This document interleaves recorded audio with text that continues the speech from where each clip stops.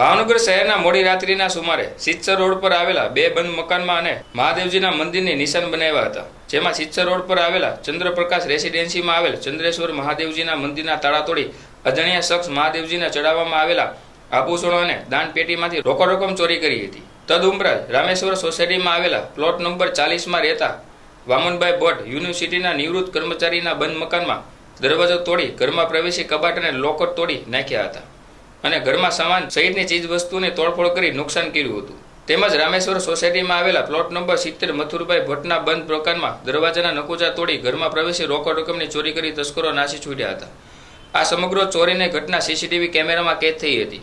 આ ઘટનાની જાણ થતાની સાથે જ એલસીબી સહિતના ભરતનગર પોલીસ મથકનો સ્ટાફ સ્થળ પર દોડી ગયો હતો અને ફરિયાદ નોંધાવવાની તજવીજ હાથ ધરી હતી। મારું નામ સેજલબેન ગોસ્વામી, ચંદ્રપ્રકાશ સોસાયટી ચંદ્રેશ્વર મહાદેવ। ચંદ્રપ્રકાશ સોસાયટીમાં ચંદ્રેશ્વર મહાદેવમાં ચોરી થઈ છે।